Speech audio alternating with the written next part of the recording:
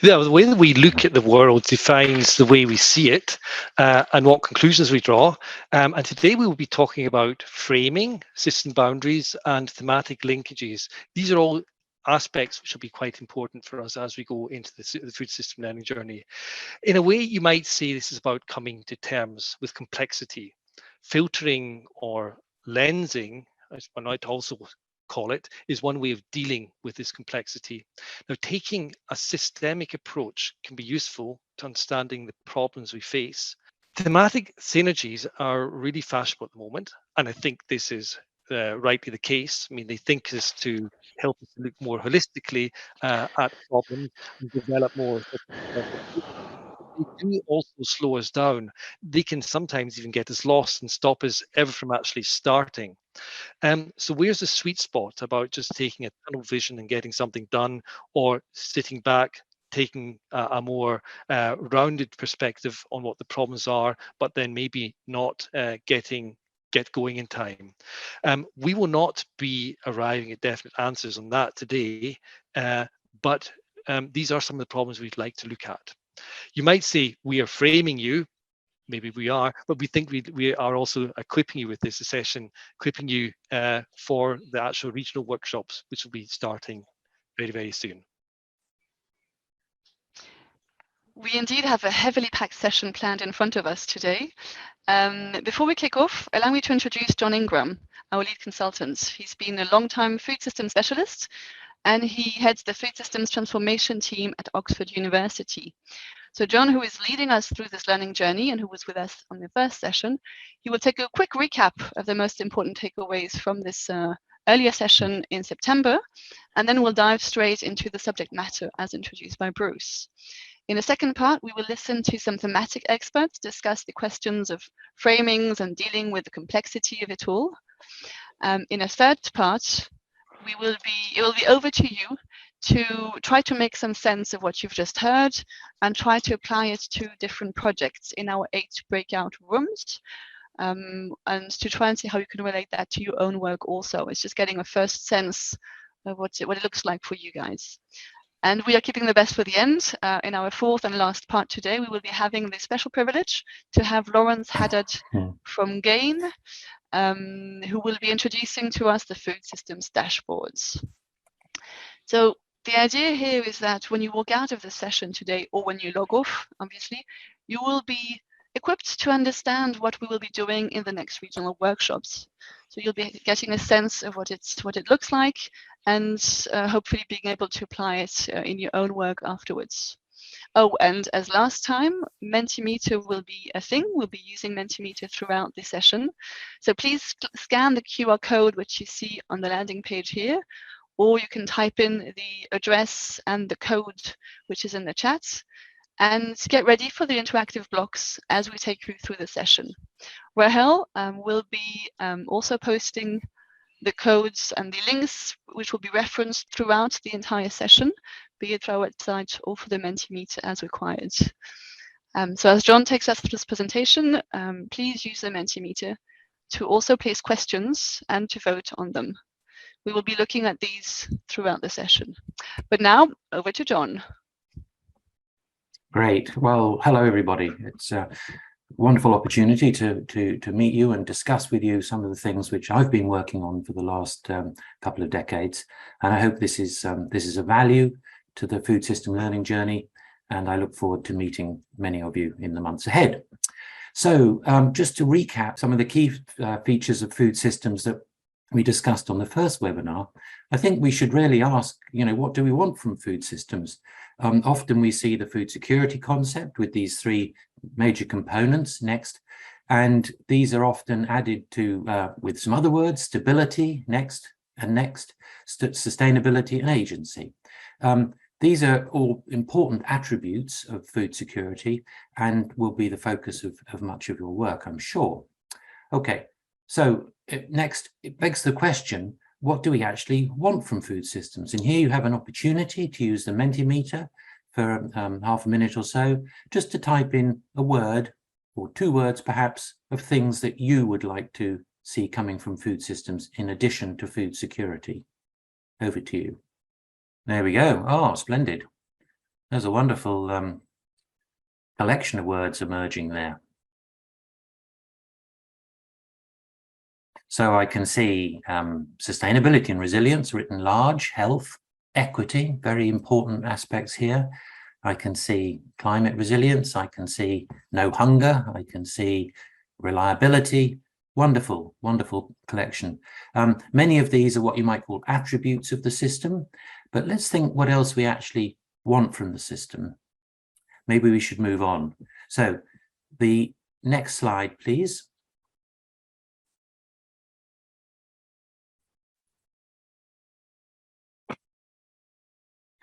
Here are some of the things that I'm thinking about. Next. And what we see here, in addition to the main food security outcomes, which we've been discussing and many of you noted, there are some other things. And indeed, I think many of these words were captured in that word cloud. So the bottom line is that we actually want a very large collection of different types of things from our food system. Next. So just to recap a little bit, the way we think about food systems is the series of food system activities. These are the things we as society do, from producing, farming or fishing, processing, wholesaling, retailing, and of course consuming, undertaken by a wide range of actors. Of course, we are all part of this diagram because we're all consuming food. But these actors and their activities are influenced by this wide range of drivers, the contexts in which they operate. Next. In this process, we see a change in the material from the material harvested at the farm or from the ocean or from the forest, and it is transformed by a series of processes into what you and I call food, things we want to eat. This is very important because I don't want to eat wheat, I want to eat bread, and so I'm reliant on that material change. Next. In addition to that, we also see a wide range of livelihoods and value addition included in that process. So all the actors or people, to use a simpler word, who are involved in those activities are by and large gaining a livelihood, except perhaps for us as consumers, where we're satisfying our food security or otherwise. Next. So in summary, we've got this set of activities that we have at the top, and what we need to do is balance the what we do, the activities, with the what we want. Next. This set of activities gives rise to a wide range of outcomes, food security in the middle, as we see, but also these other socioeconomic outcomes that I mentioned earlier, and of course, the environmental outcomes. Next. The thing to be aware of is the potential trade-offs in these outcomes. We want health and we want wealth, we want employment, we want food security, but we also want rich biodiversity and good clean water, and we want to minimize climate change. So what we're really looking for is the potential synergies that are available if we manage the system more optimally. So what we're trying to do with this slide is balance the what we do with the what we want, but actually the what we currently get. Next. What we see in the food system is the dynamic nature of the system. Here on the right, you see the little diagram we've just been looking at with the drivers. Next. Overall, we've had this change in the socioeconomic drivers going back since forever, since civilization started in effect. And over the course of the last 50 or 100 years, next, we're seeing a measurable impact of these changes on our environment. We also have some natural drivers in environment about which we can't manage very much. The important thing is that these drivers interact and they affect the overall system. I've put in red some of the thematic areas of interest that you'll recognize. Next. And when the drivers interact, there is a response, and the actors change their activities in order to enhance their nutrition or to see a new business opportunity. And this is where we see the feedback through nutrition and private sector opportunities. Next. But in so doing, there is always an environmental feedback. And it may be that the strategy is actually aimed at environmental benefit and there will be a socioeconomic feedback. This is because we're dealing with the system. And it's very important in our work, and I hope that we'll be discussing in the months ahead, how this sort of a diagram can help in design and the delivery of really effective projects in the field, so that we are not having an unforeseen consequence of some deleterious feedback to an area we hadn't actually had in focus. And this is really all to do with the framing that we'll come on to next. So framing and boundary setting. What's in and what's out? This is really fundamental to this morning's session. Next. What we see, next please. What we see when we're framing something is a picture.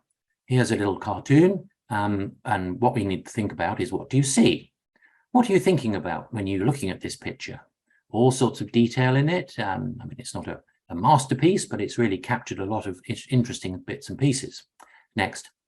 What we also may need to think about is, what are you actually drawn to from your own interest, from your own specialization? That is, what is your frame of reference? Next. What we have here is another Mentimeter exercise. What do you see in this picture, and what are you focusing on? Please put your word or couple of words into the word cloud. What are the things that you're really interested in, and what are you framing? Well, this is excellent.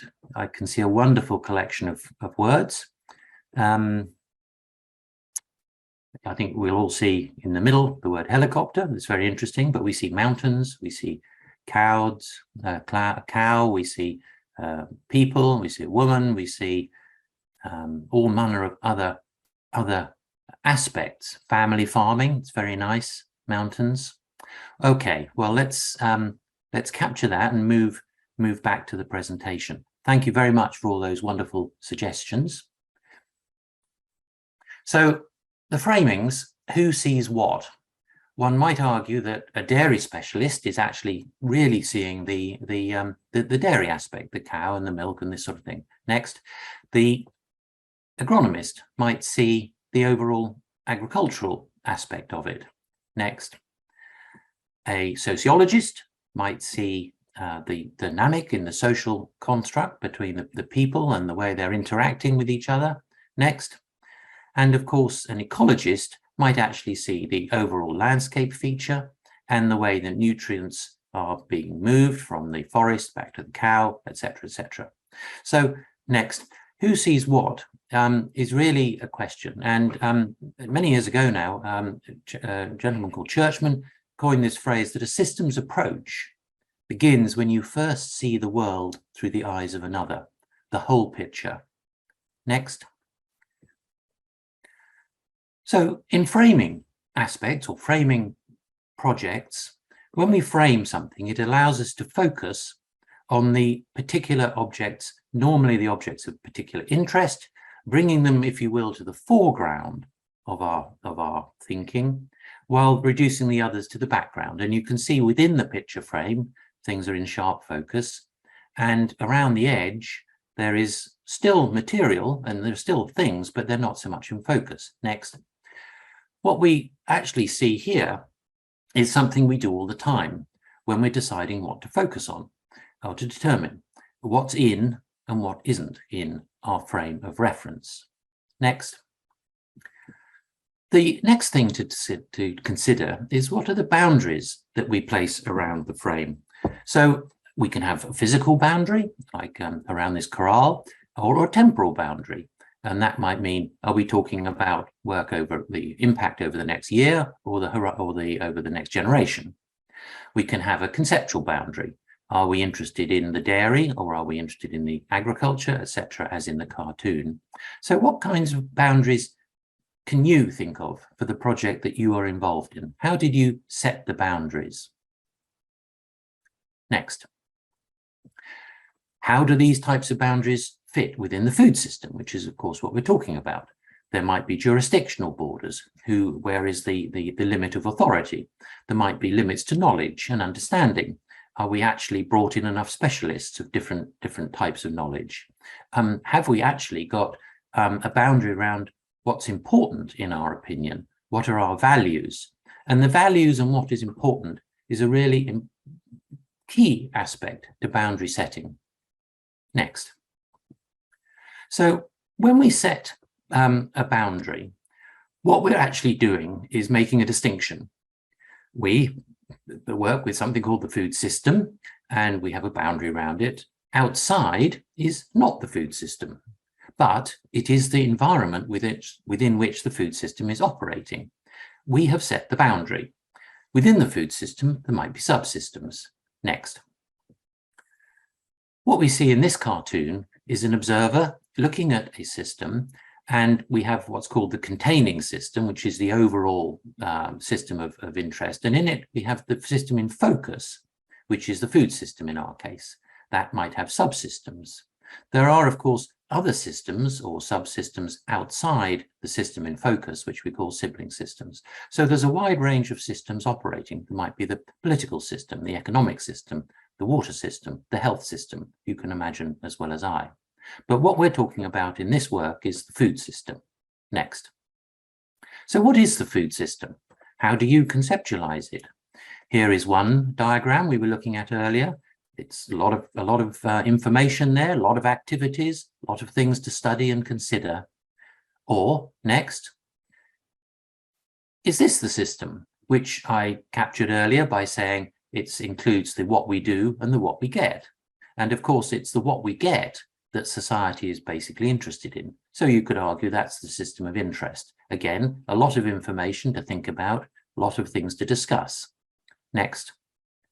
But it might be better to actually think of it as a system diagram. And here you'll see the activities in the center of the diagram, the what we do. There is under institutional environment, which dictates a lot of those activities, and of course supporting services. The food system is part of the human system, which has an interaction with the natural system. And the important thing about the diagram is that the outcomes of our activities, the what we get, feed back around the bottom to actually change the drivers themselves. And this is because we're dealing with a complex adaptive system. Could be called a socio-ecological system. The fact of the matter is we need to be aware of the drivers and the feedbacks to the drivers of the outcomes. Next. So the boundary idea emerged 50 years or more ago. And here we see an example of the notion that somebody has values, I have values of the system, and those values actually dictate the boundary I set.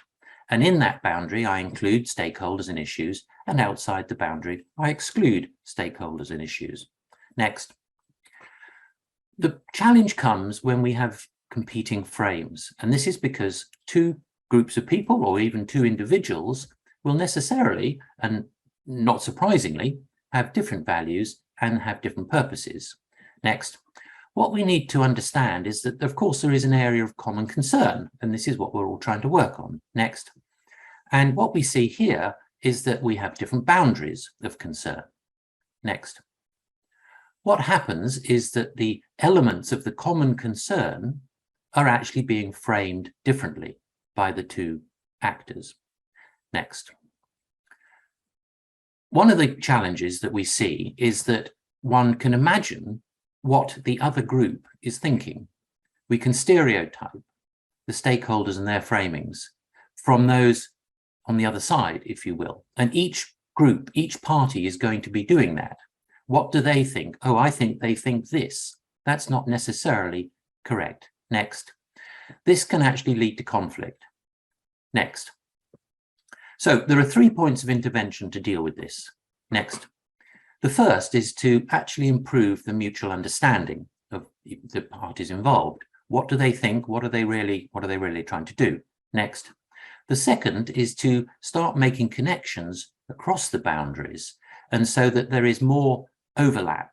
And this is really important because what we're trying to do is bring these two circles together. Next. What this really means is we need to transcend our narrowly focused values and accept and understand that there are multiple values and multiple viewpoints, multiple framings that we need to recognize and to bring together as best as possible. Next. So just to close, a few questions to help us all what we call surface these boundary judgments. First up, the motivation. What are you concerned about, and what's your purpose? What's your project trying to do? Second, on power, who's got control of what's going on? Who's got the power of veto? Who could disrupt the project?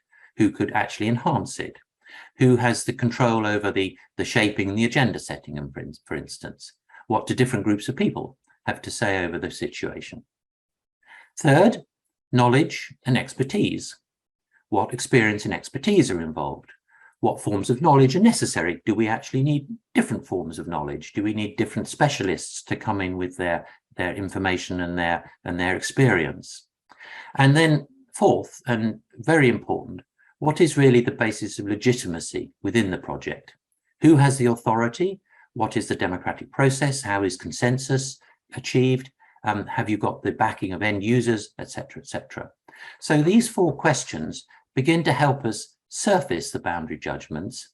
And when designing and delivering projects, it's really important to recognize framing, that different parties in the project will have different frames, and we need to understand that they would be focused on different aspects, and we need to look at the overall picture. And what we will do now is close this presentation, but I'll open it up for any questions next. And while that's happening, we'll just think about any questions as you type them in. We'll go into those question and answers in a moment. But let me just close by saying about the helicopter.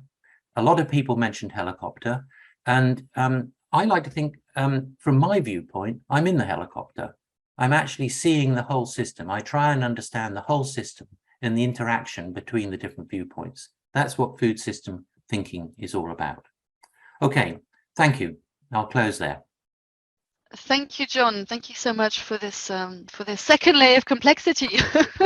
First, I think it's good to get this full understanding of the different conditions and different stakeholders we have, of course, around the table, to then be able to work through our food system and its challenges one step at a time.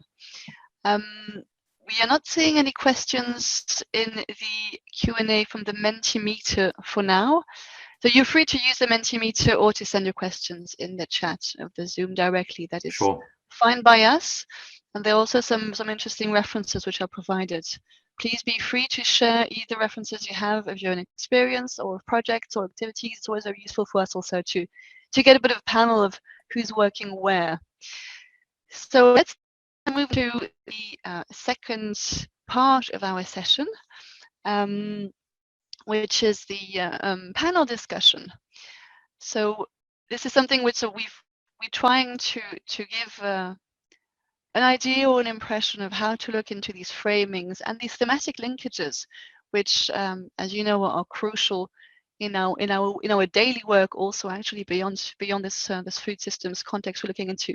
So to this end, we have invited 4 SDC network and thematic focal points to join us for the discussion.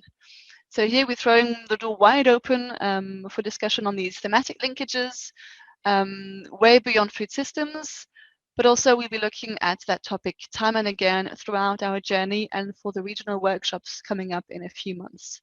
So to that end, I have the pleasure of introducing, first we have Corinne Hooser, who is the SDC Gender Focal Point. And then we have with us also Olivier Prat, who is the SDC Health Focal Point. We also have Stephanie Guha with us today, who is the focal point for social protection and Leave No One Behind. I hope I got that one correctly. And last but not least, we have with us also Patrick Zieber, who is the focal point for the Climate Change Network. So Bruce, I'll hand it over to you for the moderation of this panel discussion. Yes, thank you very much, Stephanie, and hello, everybody. And of course, Corinne, Olivier, Stephanie, and Patrick, thank you very much for being with us today. And everyone else here, do use the Mentimeter. You can get your questions into this panel discussion as well. Thank you, John, for your introduction. Indeed, you could also say that if you've got a hammer in your hand, everything looks like a nail. That is often the danger of being too thematically focused. But I think one of the things we've been managing to do over the last years, and will increasingly be doing in the future, is really taking on this systems approach to see things from a different perspective. This is what we're all trying to do, and I think this panel discussion could be illustrative in that respect. Patrick, maybe if I could just start with you as someone who works on the topic of climate change. You are all about systems, and everything we hear about at the moment, I think justly so, given the amplitude of the problem, is climate change. So there's a lot coming at you from all sorts of different directions. How do you deal with the complexity of systems? How do you make it manageable? And how do you work with other thematic areas as you deal with these various subjects? Thank you very much, Bruce, and good morning to everyone. A pleasure to see that so many have actually joined this discussion. Well, a good question that you actually throw at me to start with. And of course, yes, it's all about climate change. It's all about, and I wish that our system thinking would be a bit more progressed, because I think then we would be at another point. But yeah, we had plenty of opportunities to somehow go about and see how we can draw these system boundaries and bring these elements together over the last years. And I think there's still a lot, plenty of ahead of us also to come. Maybe I can just give an example. What, in my perspective, has changed quite a bit over the past few years. You'll probably still remember when we had a very close look at, be it either the adaptation part to climate work or the mitigation part. So trying to avoid emitting further greenhouse or many greenhouse gases into the atmosphere, which is basically the source of the problem at the end of the day. And I think we were very much thinking in these different systems. It was either a mitigation or an adaptation project that we were developing or supporting initiatives. And I think there, the change, the shift that has taken place over the last years is really to look at elements that can combine both, to see the other side of the coin, if I may say so, and try to see elements. And here I think a very interesting example that is also close to food systems is, of course, the management of natural resources. And there, of particular, I would like to highlight the forests that can play really this double role and can, on the one hand, can somehow keep or help to reduce, work as a sink, and on the other hand, forests, of course, provide a lot of services that are really important for livelihood, supporting livelihoods. So that's just an example where I would like to show how this system boundary thinking has evolved over time in the climate field. Thanks, and over to you, Bruce. Thank you very much, Patrick, for that elucidating explanation on the question of adaptation, mitigation, something that's going beyond this compartmentalization. Corinne, going over to your thematic area, gender. I mean, you are everything else in compartmentalization. I mean, we have thematic areas which you can say are a bit in a corner, but in terms of gender, you are about as cross-cutting as it gets, in the sense that the women and men are everywhere. We often talk about the gender lens that we have on projects. So there is a certain element of framing and focus here, but you also have to deal with all these various systems and approaches. How do you go about that? How do you grapple with having to contribute to a wide range of topics, looking at things that is, from a systemic way, from a cross-cutting perspective, and how are you able to merge these various things like Patrick was talking about just beforehand? Okay, thank you, Bruce. Maybe I would also like to frame it a bit in this peace, governance, equality framing, because we are in this section, peace, governance, and equality. And I think this is very important because this thematic is a systemic approach per se. So if you look, for example, we look at how a state and a society is organized. And that we look in general, but also in all other sectors. So we try to understand these systems there. So how are laws, institutions, how are laws defined, institutional setup, different stakeholders and the way they interact. Now, if you narrowed it down from a gender's perspective, you would ask how gender responsive are laws, for example, when it's about land management or land laws. So these are important questions. What is the institutional setup? What are then critical issues of access, of participation, and all these questions are important in this regard. And to have a functioning system, we need to understand these basic systems. Now, how do these people? How is the framing? How is the setup? How are people involved or not involved, and how do they interact? In what ways do they interact, and where is the place of women and men? So that's very essential. But we also need the understanding of other sectors. For example, then if we interact with climate change or with food systems, we are dependent also on the knowledge of these persons to be able to make the analysis where the women are, for example, in the production, or how they are affected by climate effects. So we have our basic set of questions looking at it with a governance and gender and inequality lens, but also a conflict lens. Know what types of conflicts do these dysfunctional systems generate?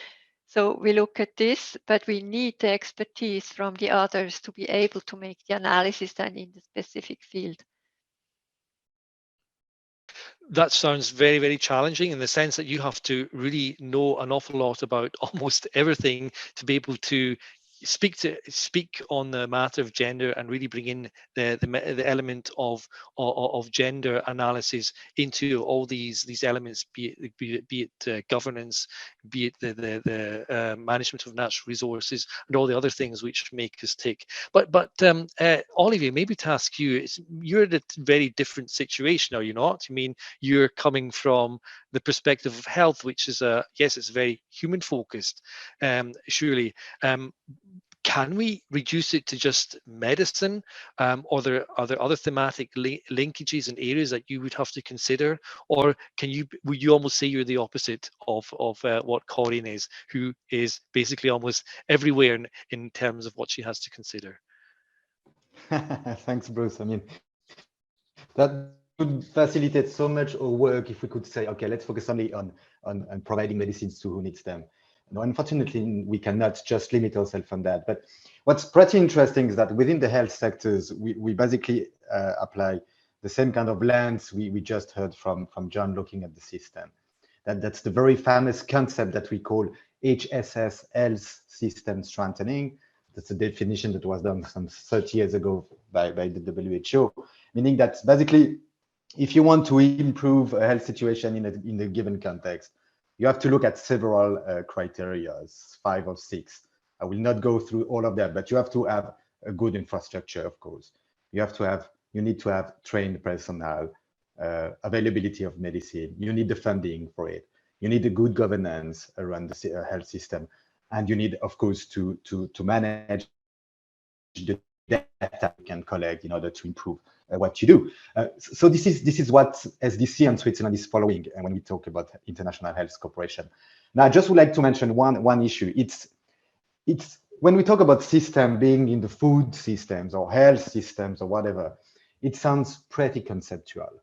And what we see is that both working in the field and when we need to report back to the Swiss Parliament, when we talk about health system, many people tell us, what are you talking about? Explain that to us. So we have to try to vulgarize what it means concretely. And at the same time, the SDC, we do not have the capacity to work on all the different elements of the health system. We neither have the capacity nor the expertise to do that. So what we recommend our colleagues in the field is like, you do know the context. You do know what's needed in your own health system. So just have a look around according to the systematic approach, and are civil society organization weak in order to fight for health literacy rights, for instance, or SRHR rights? Do you have an issue regarding health insurance in the funding of the system?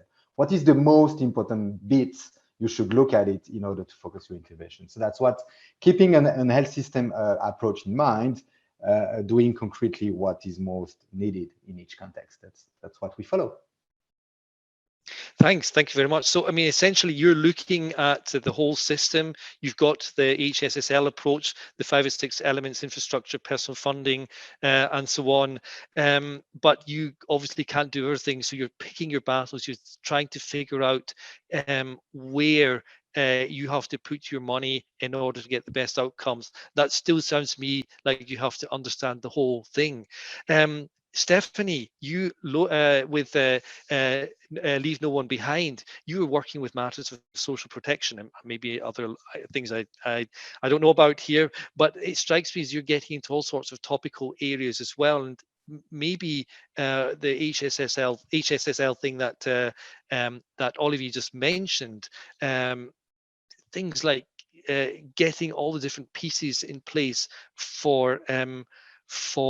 to move things forward. That is probably a lot about what you're about as well. So how do you take the systemic approach into your work, and what kind of elements are you looking for in order to achieve the best outcomes? Well, thank you for this very interesting question. I'm not sure whether I'm going to respond to everything, but I mean, the LNOB approach that SDC chose, thanks to the agenda, means actually to look in whatever we're doing, in whatever system we work, is to look at the exclusion and inequalities. So this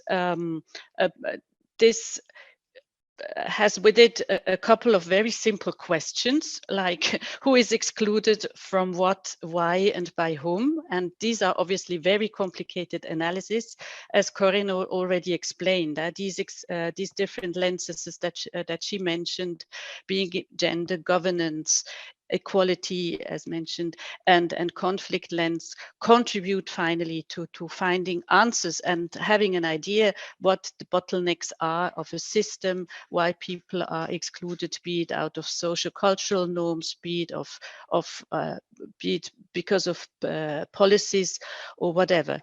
So, and is it deliberate or just a neglect of a system that certain groups of people are left behind? So what we aim for is to include those left behind. And social protection is indeed a very interesting instrument, another system, obviously, social protection systems, an interesting instrument to include those that are at the fringes and have sometimes not the means to respond in case of shocks or disasters and so on. So that's what I would like to say for that moment. Thank you very much, Stephanie.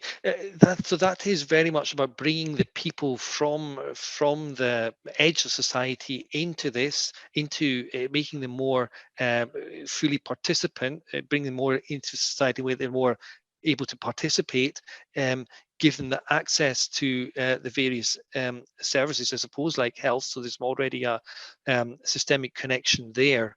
I don't know, Patrick, if I can just come back to you for a minute from a climate change perspective. If you're hearing the ideas coming from gender, but also from health and from social protection, where would you see any connections there to your area of work which should be considered, or do you think they're too remote to really matter that much?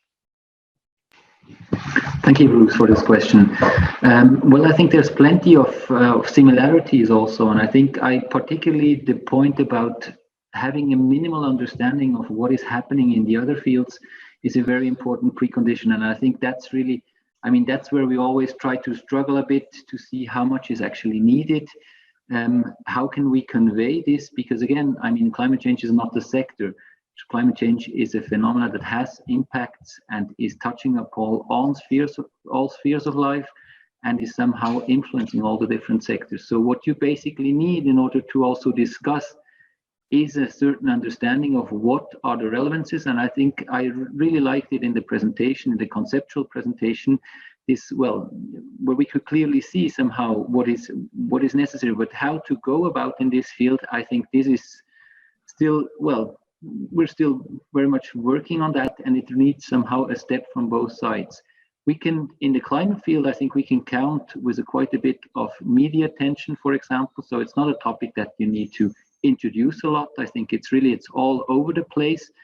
This can be a blessing, but it can also be, it also puts a certain pressure on you to move forward and to really work in a more systemic way. And I think, as we all know, performance has not been that good up to now, and there's quite a bit of pressure. So people are a bit impatient, waiting to see things to change.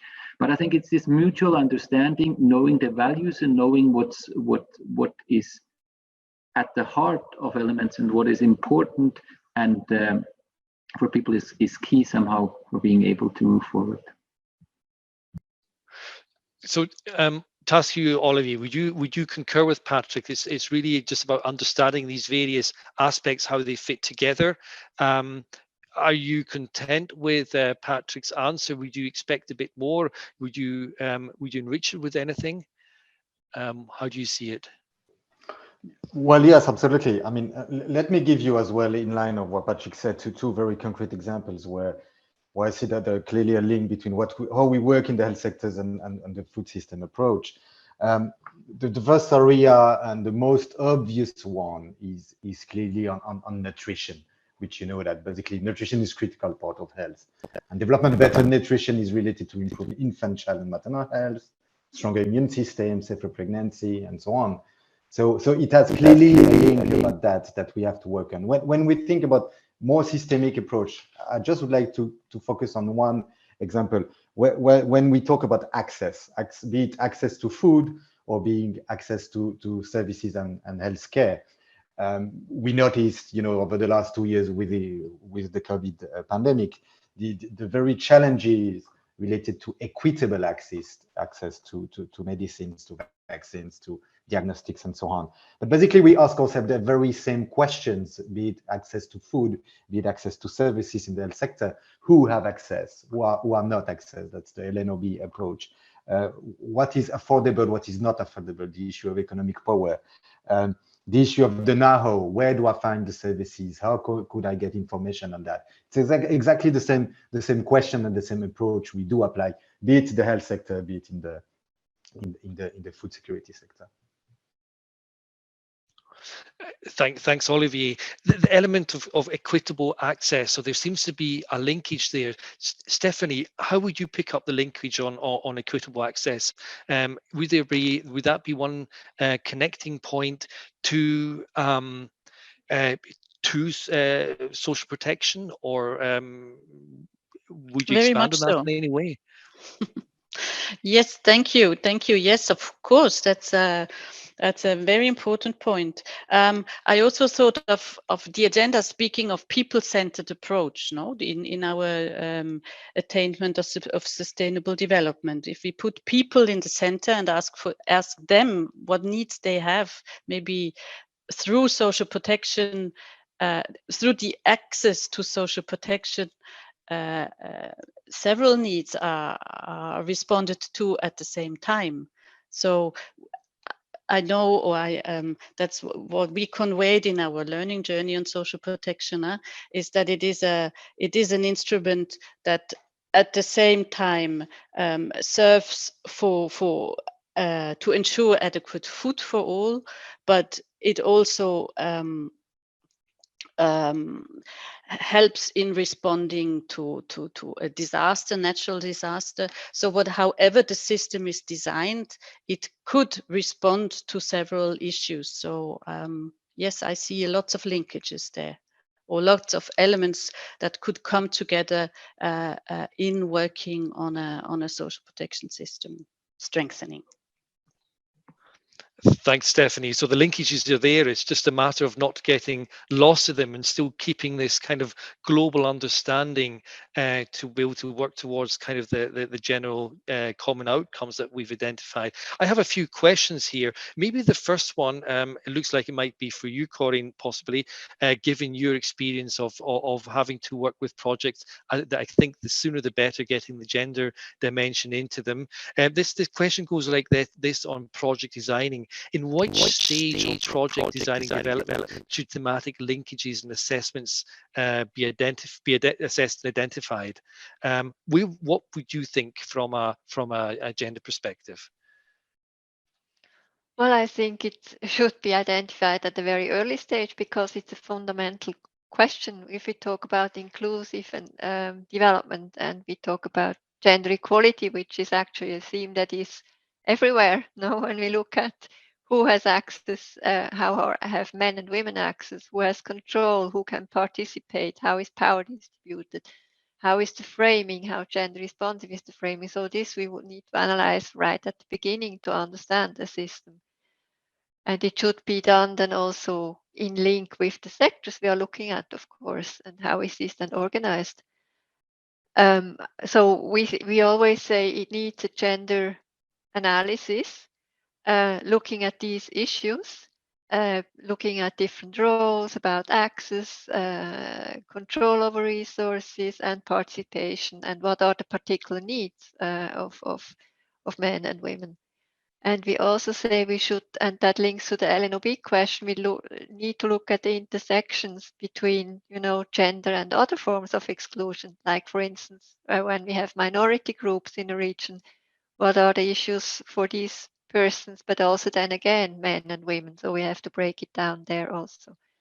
But I think it's fundamental to have first sound analysis and then translate it in a design. Say, here we focus on these aspects linked to the specific sectors.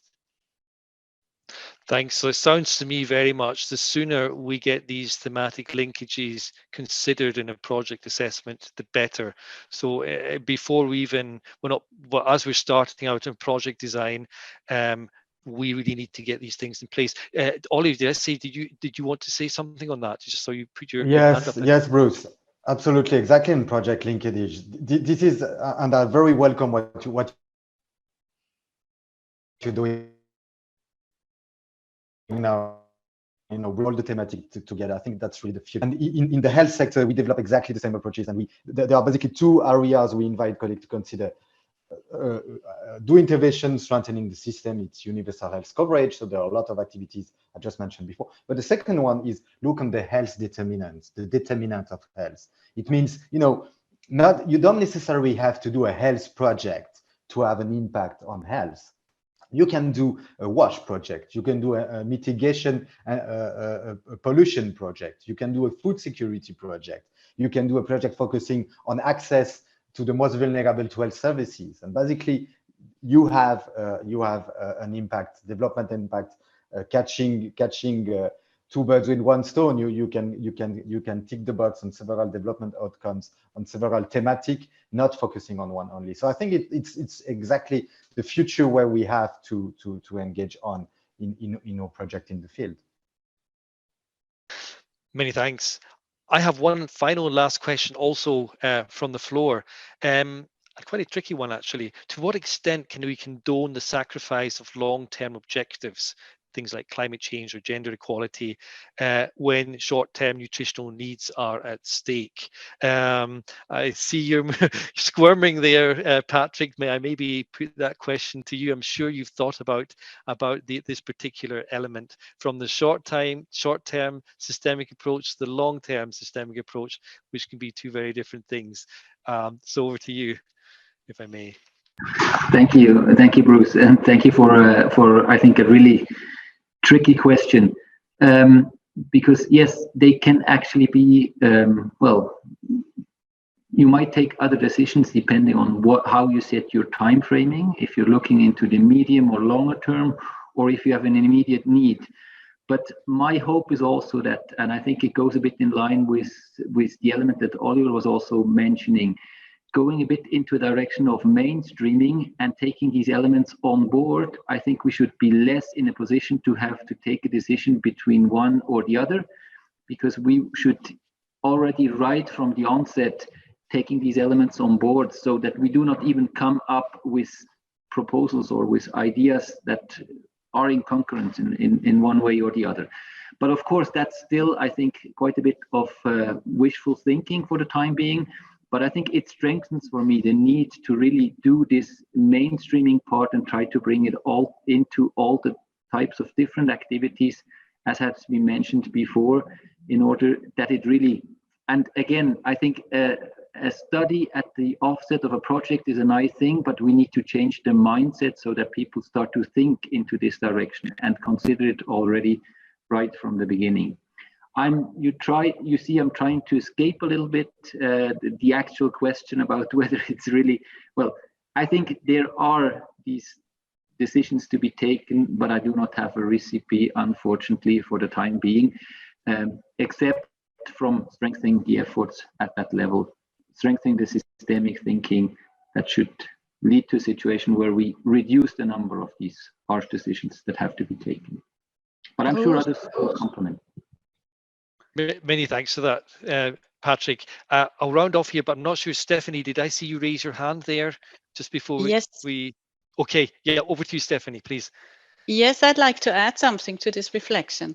I mean, as SDC, we are really good in having several instruments at hand. We are at the same time humanitarian as well as long-term development. And I think for such a question, I'd say we have humanitarian aid in case it's necessary to immediately react. And we have the ability to engage over many years in order to come to systemic change if necessary. So and now with the Fit for Purpose change as a nexus organization, we should also take this lens more into our consideration if we think of not only linking themes, which is very important, I agree, but also having this perspective of short-term interventions together with long-term interventions. Thank you. Thanks, Stephanie. I think that's a really good final comment from the panelists. So I think we'll stop here for the sake of time. Stephanie, Corinne, Olivier, and Patrick, thank you so much for this interesting discussion. Thank you for sharing your wisdom and bringing it together in a new way. And I will hand the floor back to Stephanie and John. Thanks. Yes, thank you very much. Indeed, it's something which just caught my ear as the discussion was going, is that we have a lot of systems basically, systems from the health angle, from the climate change viewpoints. I think it's a matter also of being able to identify but how these systems overlap, where are the potential challenges, where are the potential conflicts, or the potential opportunities. And maybe just one question from the chat, apologies for the others, but feel free to get back to us afterwards at any time. I'll just take the question from Rick, who asks John, so you talked, John, about different perspectives on the food systems, trade-offs, and how to reconcile them, bring it together. But how do you see if the paradigms are conflicting so that it doesn't join? So, for example, of course, here we're talking about the discussion on industrial agriculture versus agroecology. Sure. Well, Rick, thanks for that question. It's a really important point. I think I'd go back to the notion of the 3 points of intervention in my short presentation, that of trying to improve mutual understanding. Now, this is a challenge if one is actually confronting ideologies as opposed to just hopes. And what we need to do is try and, in my second point, is try to make these connections across the areas. Where is the synergy as opposed to where is the conflict? And then that necessarily does mean what I call transcending the narrowly focused values. And this is where it goes back to the ideology. It is challenging, but I think the point is one needs to move forward towards a commonly shared goal and see how different camps can contribute to that. We could talk for days about that, but it's a great question, and I think the real challenge is where ideologies conflict as opposed to where practice conflicts. And of identifying also how to move forward by putting these different stakeholders around the table. Absolutely, it requires negotiation, which isn't always the easier part of things. And maybe just to bounce also on the last element from the kind of tricky question we gave you, Patrick, on how to do these trade-offs, which was also mentioned early on in one of your diagrams, John. I think there's also the need to understand that we don't always need to look into trade-offs, because these short-term answers which require adaptation can also be opportunities to Yes. bring in change for the longer term. Sure, exactly. I'll stop here. Let's, for now, again, the questions are there. We're happy to answer them at a later stage. Let's move now into the group discussions. Over to you, I think, John, to give out the idea and then to present the Miro board. Very good. Well, here we go towards some group work, colleagues, and we'll be breaking into 8 groups. This exercise is really to help us think about where our respective projects can interact with other projects. In the exercise, you'll see a Miro board presented for each of the groups, in which is detailed the essence of some real projects which are out there in the SDC world. This exercise is absolutely not about critiquing the project as presented. It's not meant to review it. It's not meant to have any inference on whether it's good or bad or will have further funding or anything like that. It's merely used as an example for, in your breakout groups, you to work with to see how your project relates to it.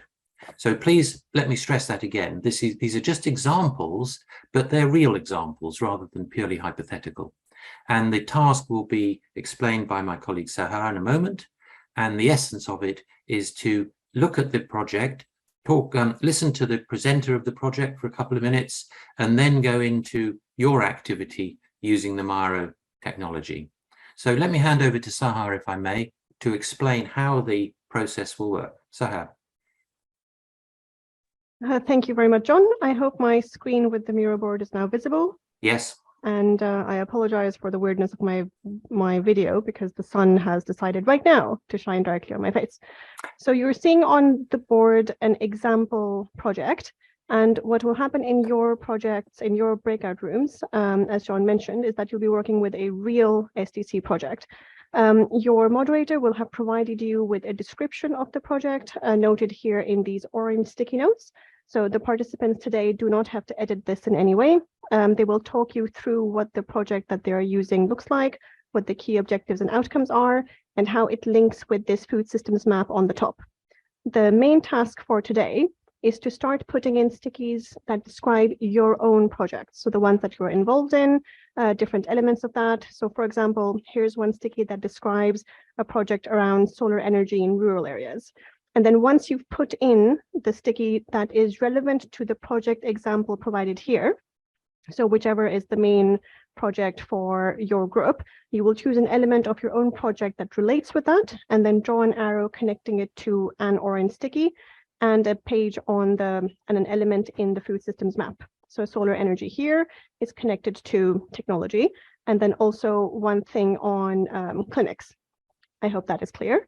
The second task is that once we've spent a few minutes doing this, so again, discussing your own projects in light of the primary project here and the food systems map, you can then start putting in stickies on what potential future activities might result for the primary project in orange stickies, and where you see opportunities for collaboration or where gaps might exist, and how they can be plugged with projects already in SDC portfolios or other thematic linkages that you can draw.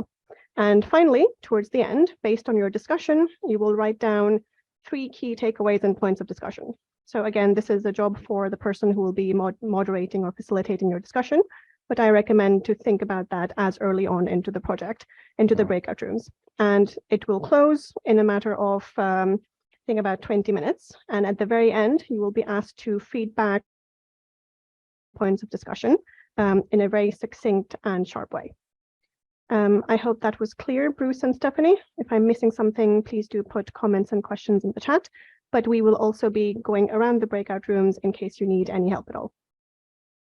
Thank you so much indeed. So the example remains there. The facilitators have also been briefed, so they'll be supporting you throughout the exercise, of course. So we'll now be assigning you randomly to the 8 different breakout groups we have defined. Most of them handle the different languages, so don't hesitate to speak also in French if this is better for you. And we will be joining you on the other side. I'd like to now quickly jump over To the last part of our session, I'm very happy to see that we have with us Lawrence Haddad from GAIN. There we go. He's seeing us. So perhaps just briefly, so he is the Executive Director of GAIN, which is the Global Alliance for Improved Nutrition. It's one particular instrument that they have developed and which we discussed in a Thoughts for Food event previously, is the Food Systems Dashboard. And so this is, we thought, an interesting tool for food systems analysis, which could be useful for you, for us, for all of us throughout this learning journey. Let me hand this straight over to Lawrence Haddad. He'll say it much better than I can. Haddad, over to you. Lawrence, over to you. Thank you so much. Thank you, Stephanie. And colleagues, thank you. I'm sharing my screen, so I'm going to show you some PowerPoints. I hope you can see that. Yes, is that good? Yes. Yeah, that's good. Perfect. Stephanie and John, thank you. And colleagues, great to be here. Thank you for inviting me to walk you through the dashboard. I won't be able to do justice to it in 10 minutes. You really need to go and look at it and play with it and see what it can do. But hopefully this is a quick guide, and I will share these I will share these slides with John and Stephanie, who can share them with you if that's helpful. So this is an initiative between GAIN and Johns Hopkins University. FAO is also involved, and a bunch of other organizations, but these are the two that started it. It came out of a GAIN program called Making Markets Work, which STC was one of 6 investors and partners in back in 2017, and it was launched formally in 2020. And it's really a way of examining each country's food system across a wide range of outcomes. So the problem what's the problem we're trying to address? You know, food systems are complex. You're seeing that from your working group work. And decision makers, whether they're government, civil society, or business, or researchers, they need data to guide them. And you know, prior to the dashboard, you had to go to 40 different places to find the data, and then you had to organize it via the food system structure. The data weren't screened for quality. They weren't easily visualized. Critically, they weren't diagnosed and benchmarked. It's okay to have indicators, but you want to know whether the performance of a country for a certain indicator is good, not so good, and not very good at all. So you need some benchmarking, and then you need to critically link the data to action. You don't want the dashboard or some things like the dashboard just to be data dumps. You want them to be you want them to be able to be a basis for diagnosis of food system, and then critically a link to action. And so that's what the dashboard does. It's got over 200 indicators for 230 countries and territories. So you know, over lots and lots of data points. It covers drivers of food systems, things like globalization, urbanization, population, politics. It has food supply chain data, 31 indicators. Food environment indicators, this is things like affordability, availability, food properties, messaging. Individual factors, we didn't until very recently have any data on consumer behavior. We have a few indicators now, which we just added. And then we have lots of outcomes. Mostly nutrition, it started out, food security, but it's added environment, and we will add indicators on governance and resilience. They're to come. If you go to the website, you'll see things like, you know, there's lots of maps like this where you can see by country. And if you move around on the website and click on the country, you'll see the number. And then you'll also see the metadata. So where did the data come from? And you'll be able to download all the data. All of the data on the dashboard website is downloadable. It's all open access. It has 3 main functions. We call it describe, diagnose, and decide. So if you go to a country profile, this is a country profile for Mali, you'll be able to see a description of Mali's food system. You'll be able to get a diagnosis of some key indicators. These are these green and red and yellow traffic lights in the column.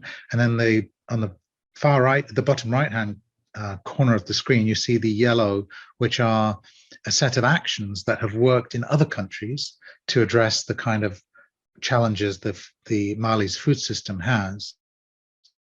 And the work in the yellow box was done by Corinna Hawkes, Jess Fanzo, and myself, pulling together all the recommendations that have come out of food system reports from the last 10 years, putting those into one database, putting the recommendations into one database, filtering them for quality of evidence, filtering them for plausibility and feasibility. Have they been run in countries? And that's a link from data to diagnosis to action.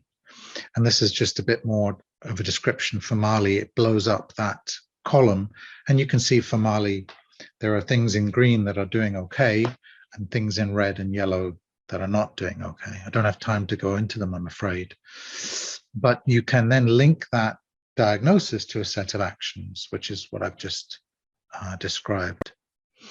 We can do this for a continent, and this is a slide I did recently for the African Food System Summit in Kigali in early September, and it shows you each row is an African country, and each column is a subset of 40 indicators that we think are sort of the key indicators out of the 200. And you can see for the continent of Africa, it's really those indicators in the middle that are really problematic. But you also see a great deal of variance between different countries. And you see that the environmental column, the environmental outcome column on the right-hand side, there's a lot more green in it than red. And if I do this now for Europe, this is the similar slide for Europe. And I presented this a couple of weeks ago in Ireland. That's why I've highlighted the Ireland row. You see in the Irish one, the columns on the left-hand side, supply is mostly green. A lot of the indicators in the food environment are green as well, but there's a lot of red in the food environment, which relates to the relative cost of fruits and vegetables, very high. Cost of a healthy diet is not great. Low pulse supply, lots of ultra high processed food sales. And on the right hand side, you can see in contrast to the Africa slide, lots of red. So lots of poor environmental outcomes for Europe. And for Ireland, when you look at Ireland, I presented this in front of the Prime Minister of Ireland.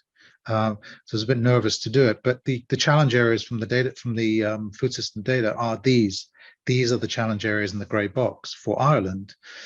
And much to my relief, these bullet points resonated very strongly with the Irish crowd, who are expert on food systems. So it was a nice validation. And quite a few journalists who were there picked up on the point about pulses and ultra processed foods and the eutrophication as well.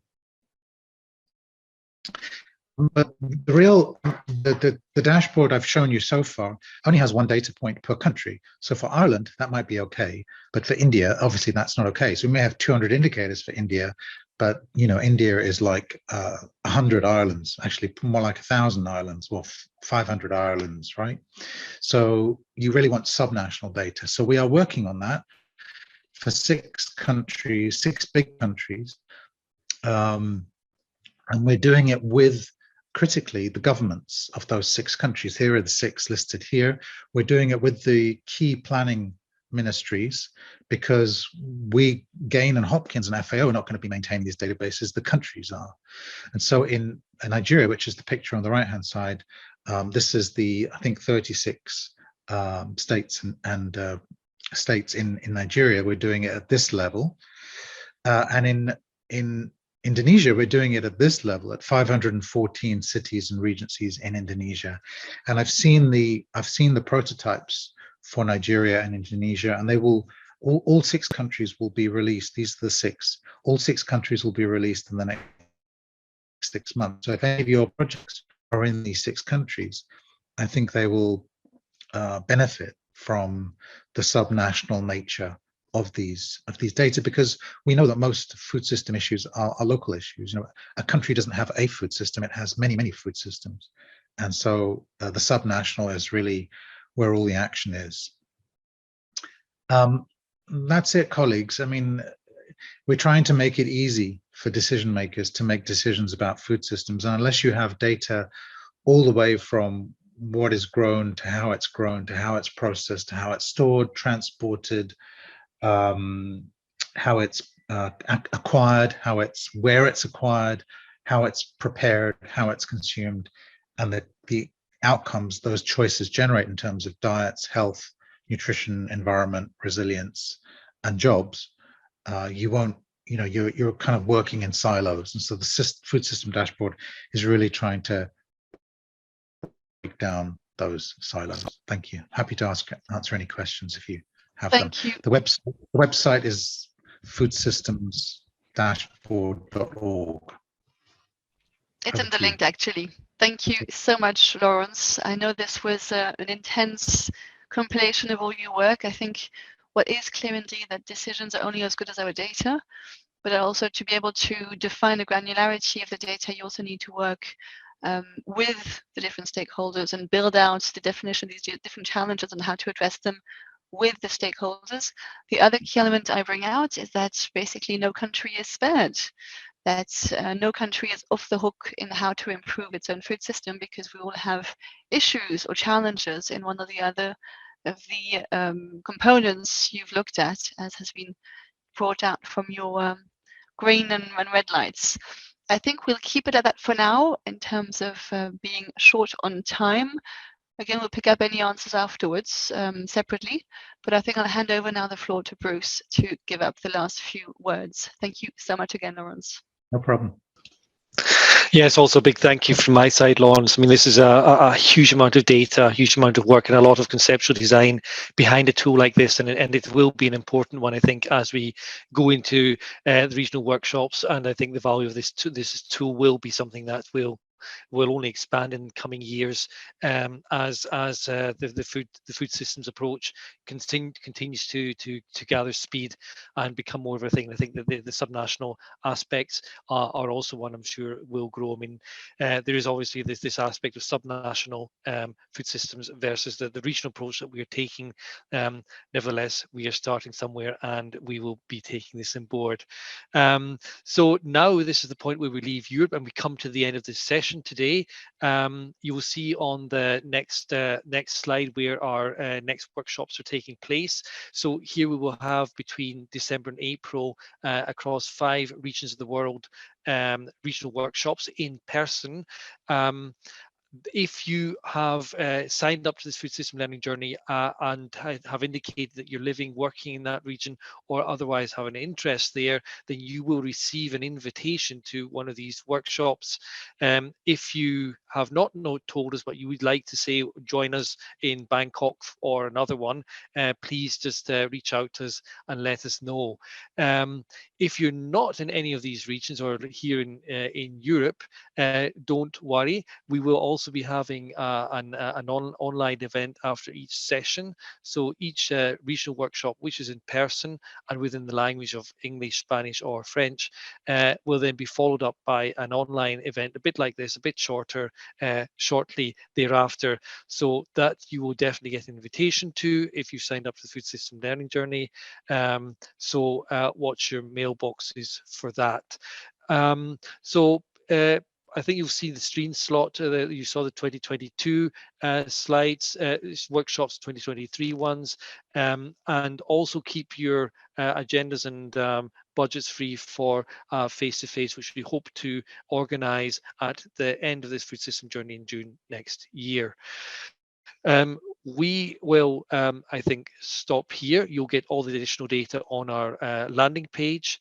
But first of all, I want to say thank you very much to everybody who has contributed today. Of course, again, Lawrence, really for this invaluable information, John and Sahir from England, who have given us depth on framing, our panelists, of course, and our facilitators in the breakout groups. You've all made it work. And a final last shout out to Rafe, Rahil, Tom, and again Sahir, who have been making this work in the background.